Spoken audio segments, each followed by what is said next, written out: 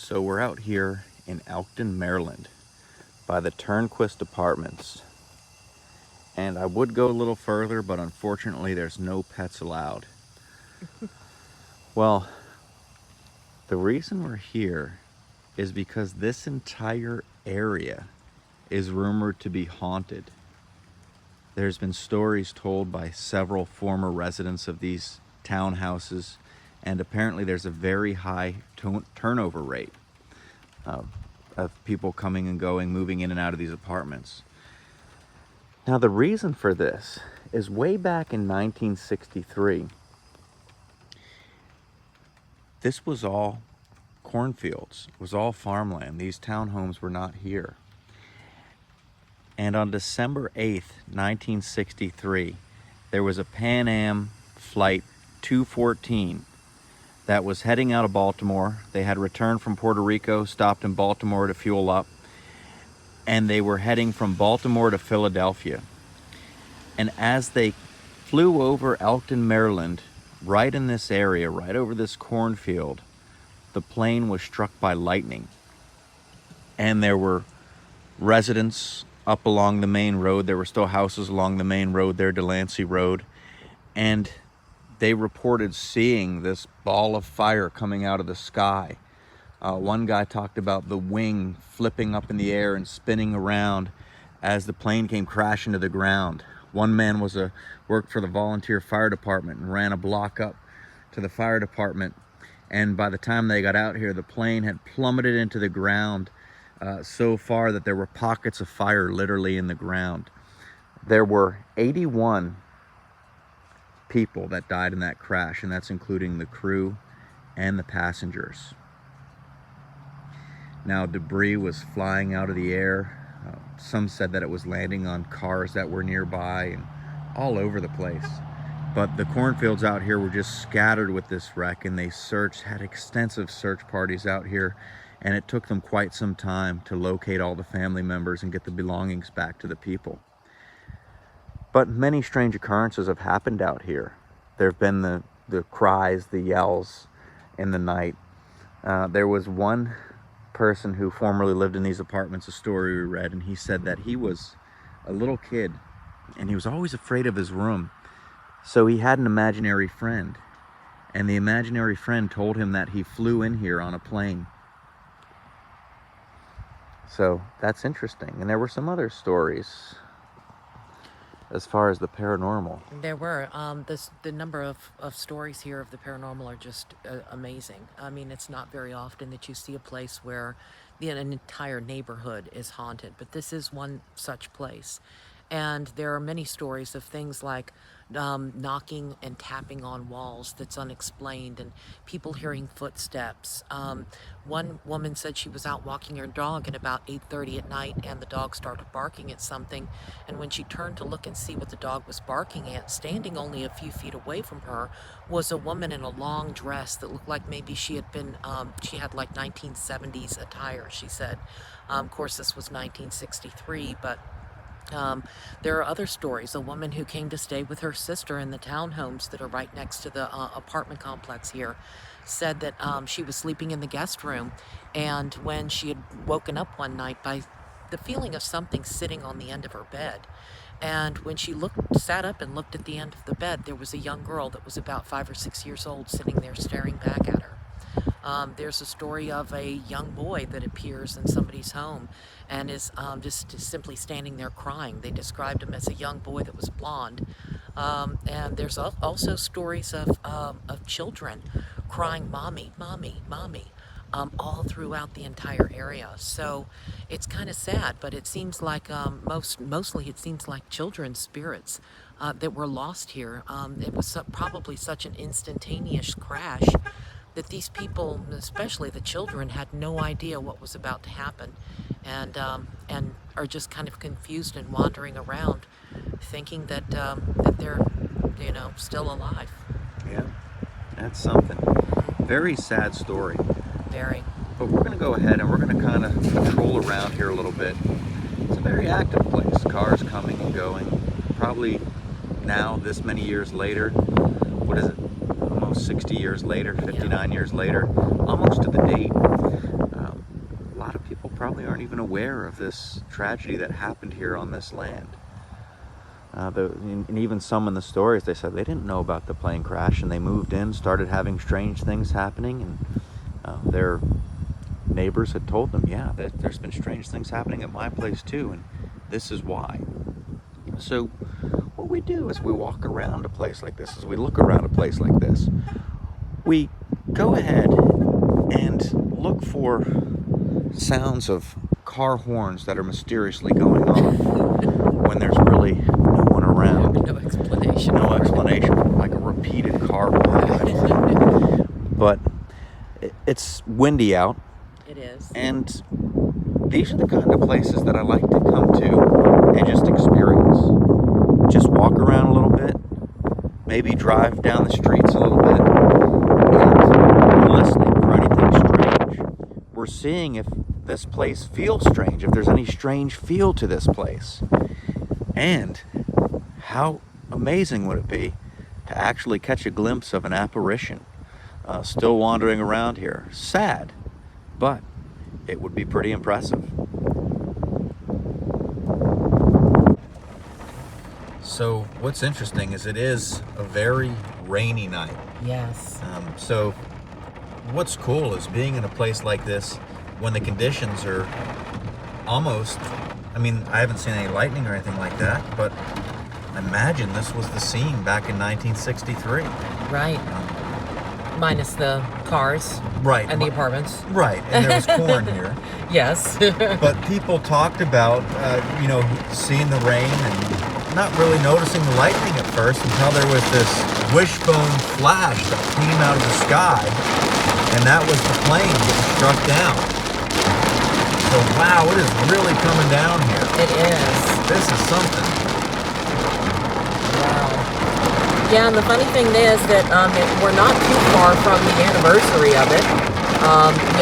December 3rd was not too incredibly long ago.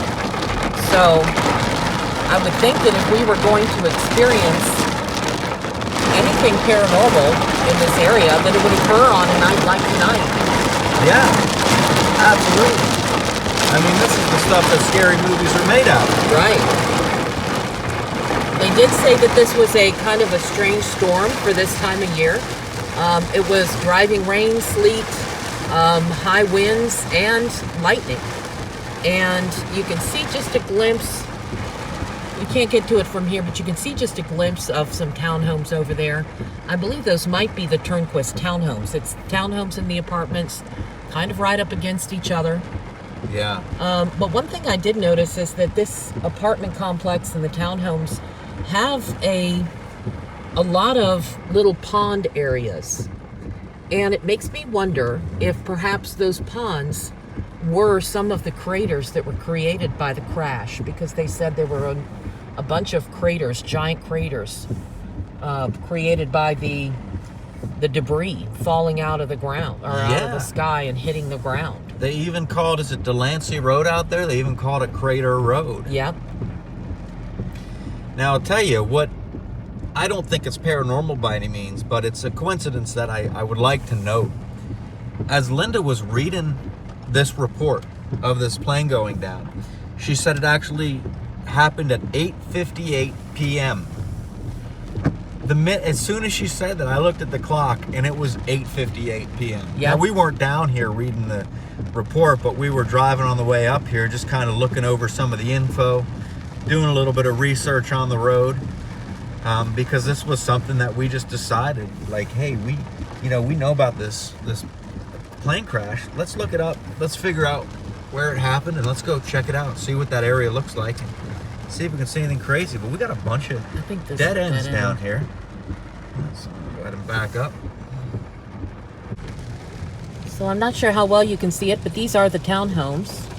And I believe that we are on the main street leading into the townhome complex here. Yeah, I believe it is. So Yep. the townhomes are over here. Right, we can drive down one of these streets maybe. Yeah.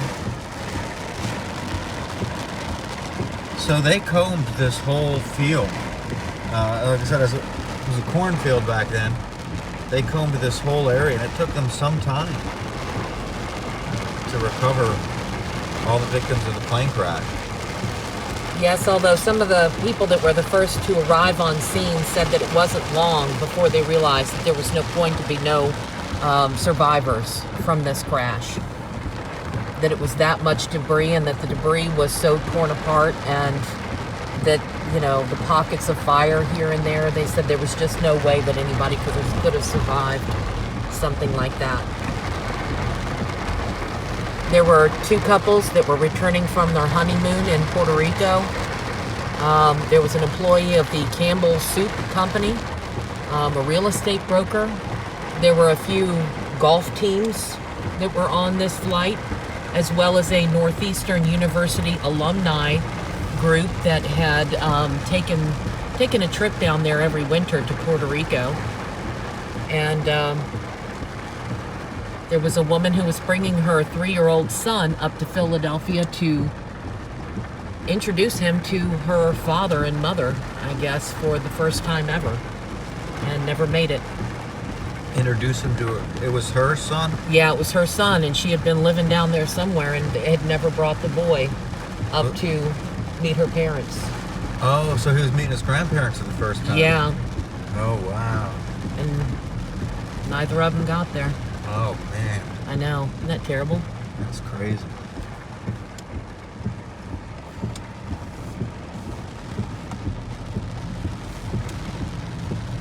And what's interesting about a story like this is that there are still people who had witnessed this terrible crash out here, surviving. People are still living out here.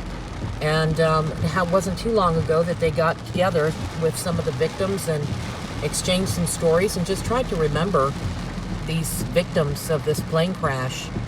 But some of the stories that they tell of seeing this orange fireball falling out of the sky are just heart-wrenching, because it must have been a very horrible thing, not just for the victims, but for the people who were witnessing it. That's right. And right here, I'm going to pull over.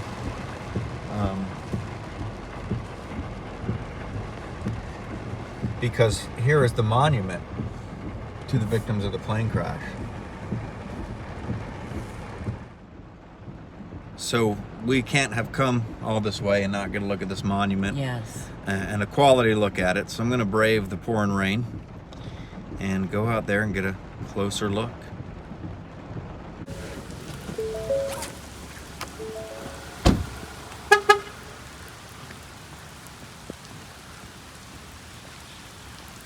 Right here, as soon as you turn into the neighborhood. And it's so small, I'm sure a lot of people pass by it without even seeing it. But it says, in memory of the 81 men and women. Let me get some light on here. Okay, there we go. In memory of the 81 men and women and children who lost their lives when Pan Am Flight 214 crashed on this site December 8th, 1963. Donated by Elkton Monuments. All right, so there you have it. The monument, just went up and read it. Pretty much says the information that we knew. And it's no bigger than a small tombstone.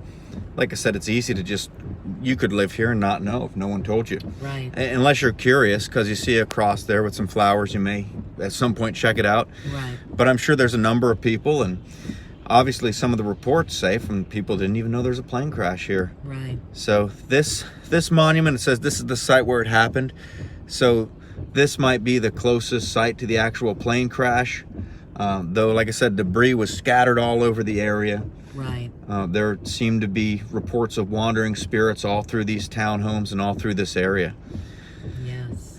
Any vibes that you get when you're here? Like, if you didn't know there was a plane crash here, would you have sensed or felt that there was anything strange? I don't know. It might have been a little bit different if we had actually walked more through the neighborhood.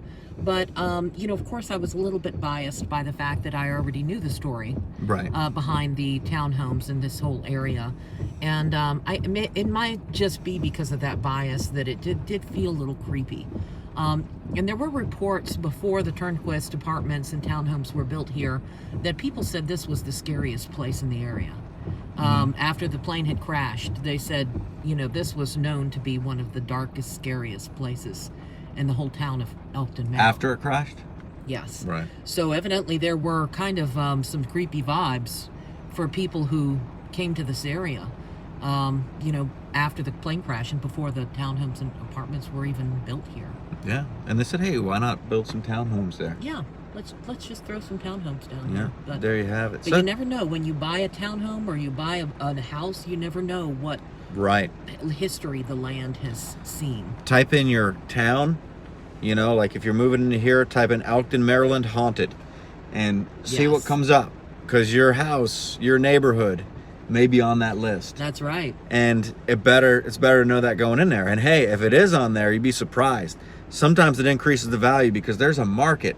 There are some people out there that are a little off their rocker, and they're looking to move into a haunted house. Yep, that's exactly right. I'm one of them. So there's a market for it, right? Our house is already haunted. And you bought it without even knowing that. That's true. That's true.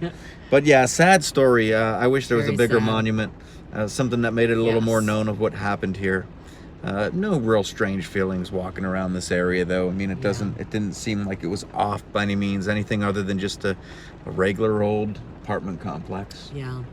Yeah, and you're right. It would be nice to see maybe a larger, more prominent, memorial, maybe with a big Boeing 707, right? Up on kind of a pedestal of some sort, with a nice plaque embedded into the pedestal, and just as a marking for this horrible tragedy that occurred here. That's right. Well, if you do live in these apartments and your apartment's haunted, you know who to call. Yeah.